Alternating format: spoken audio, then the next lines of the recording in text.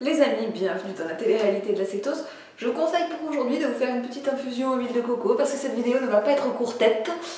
J'ai pas mal de choses à dire et puis de toute façon, moi je vais vous dire, j'ai fait le deuil des formats vendeurs sur YouTube. Je sais que moi, mes vidéos sont trop longues, je parle trop, mais bon, je réfléchissais en fait l'autre jour et je me disais, attends, moi ce que j'aime regarder sur YouTube, moi j'adore regarder les vidéos de Monsieur Kurnaz. Ben Monsieur Kurnaz, c'est un minimum de 20-30 minutes, hein. Et pourtant, qui n'a pas perdu 30 minutes de sa vie à écouter Monsieur Kurnaz broder sur un sujet, ça dure des heures mais c'est génial à écouter.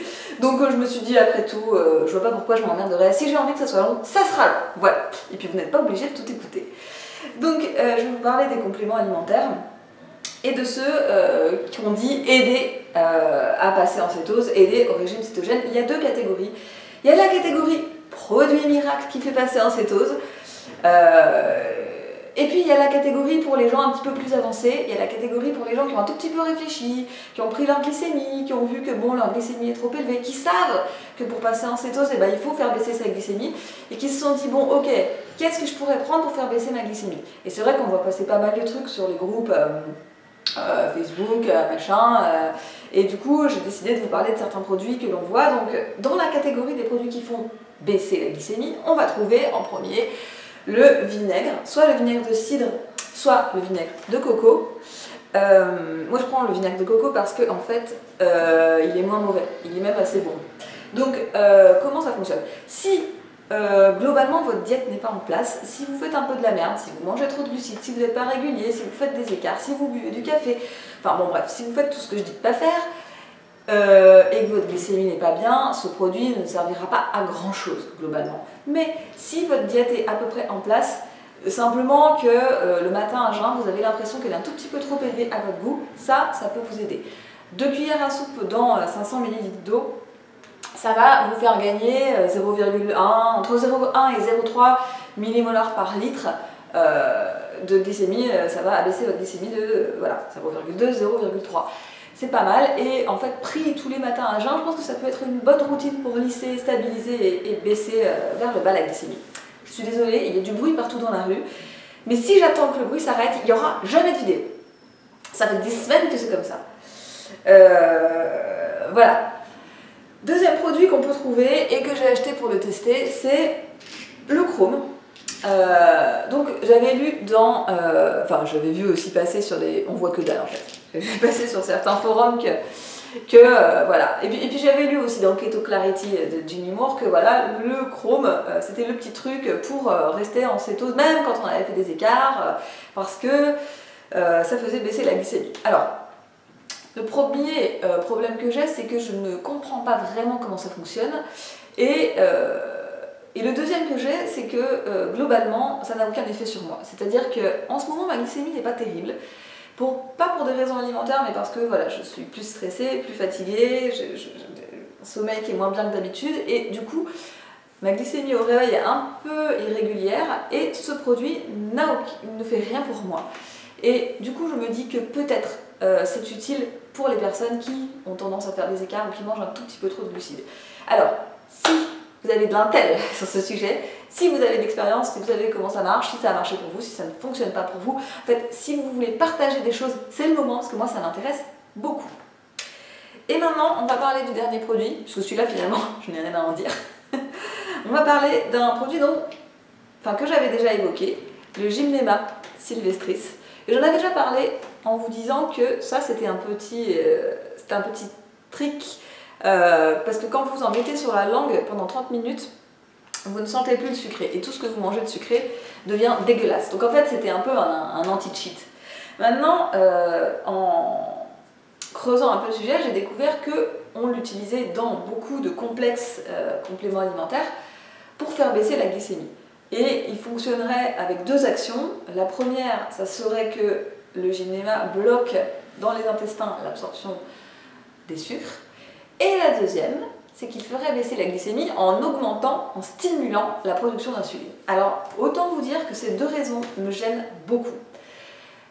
La première, c'est que, donc, j'avais une amie naturopathe qui m'avait expliqué ça, c'est-à-dire qu'on prenait du Gymnema avant un repas un peu riche en glucides pour bloquer partiellement dans les intestins l'absorption de ces glucides, et donc limiter l'impact sur la glycémie après coup. Sauf que vous n'êtes pas censé faire des écarts. En régime cétogène, vous n'êtes pas censé faire des repas riches en glucides. Donc en fait, ce produit n'est pas pour vous. Point. Ce produit n'est simplement pas pour vous. Et c'est aussi pour ça que ça ne peut pas marcher sur une personne... Enfin, si vous ne mangez pas de glucides, ça ne va rien bloquer. Voilà. Mais la deuxième chose, c'est que... la deuxième action, et finalement celle qui me gêne le plus, c'est que si ce produit fait baisser la glycémie parce qu'il stimule fortement la production d'insuline, mais c'est un gros problème. Je veux dire, un des avantages du régime cétogène, un des avantages majeurs sur la santé en général, c'est que justement, il diminue drastiquement la quantité d'insuline produite chaque jour, puisque vous ne mangez plus de glucides, votre corps n'a pas besoin de sans cesse produire de l'insuline pour faire redescendre votre glycémie. Donc, en diminuant et en limitant comme ça votre production d'insuline, eh bien vous limitez en fait l'oxydation, vous limitez la glycation, vous limitez l'inflammation et tous les phénomènes finalement liés à l'inflammation de dégénérescence des cellules. Et c'est ça qui est absolument génial avec le régime cétogène, c'est ça que vous ne voulez pas perdre, et c'est bien pour ça que vous n'avez surtout pas envie de stimuler votre production d'insuline avec un produit, surtout pas. Il vaut mieux avoir la glycémie un petit peu élevée après le repas, tant pis, et travailler en amont sur l'alimentation, travailler en amont sur comment ne pas faire monter l'insuline, la glycémie, plutôt que travailler en aval sur « Oh, ben maintenant que ma glycémie est trop élevée, qu'est-ce que je fais ?» Oh, ben je prends un produit pour la faire redescendre. Vous voyez, cette logique-là, elle ne fonctionne pas. De toute façon, la logique « je prends un cachet pour résoudre des problèmes », ça ne fonctionne pas dans la vie. Et à plus forte raison, en régime cétogène, ça ne fonctionne pas. Et puis, donc, deuxième catégorie de produits, enfin la catégorie où je n'ai pas mis beaucoup d'aliments, en fait j'en ai mis qu'un, mais parce qu'il y a plusieurs, si vous voulez. Dans cette catégorie, des aliments miracles qui feraient passer en cétose, il y a tout ce qui relève des cétones exogènes. Ça existe sous plusieurs formes, mais on trouve principalement des cétones exogènes sous forme de sels cétoniques. Donc en gros, ce serait en gros, c'est du BHB combiné à des sels minéraux qui vous feraient passer en cétose. Alors l'argument de vente, c'est oui, ça va vous aider à brûler plus de graisse entre les repas, ça va vous aider à avoir plus d'énergie, parce que c'est vrai, hein, la phase d'adaptation c'est pénible, on n'a pas d'énergie, donc on va prendre des sels cétoniques et puis du coup après on passera en cétose. Et dernier argument, qu'est-ce que ça aide à... Ah oui, quand vous avez fait un écart, ça va vous faire passer en cétose facilement. Alors évidemment, hein, c'est vendeur, et puis moi la première en lisant ça, je me suis dit ouais, ok, où est-ce qu'il faut cliquer? Mais en fait, quand on réfléchit comment ça marche, quand on réfléchit 5 minutes, ça ne peut pas fonctionner. Parce que comment ça marche? La principale raison qui fait que les gens n'ont pas d'énergie pendant la phase d'adaptation, la principale raison qui fait que c'est pénible, cette espèce de passage en cétose, et la principale raison qui fait que les gens abandonnent, c'est qu'ils n'ont pas d'énergie. Et pourquoi ils n'ont pas d'énergie? Parce que même si leur corps fabrique des cétones, c'est-à-dire même si leur corps dégrade des acides gras et fabrique des cétones, leur cheptel, si vous voulez, de mitochondries n'est pas assez performant et tout simplement pas assez développé pour transformer ces cétones en énergie pour les muscles.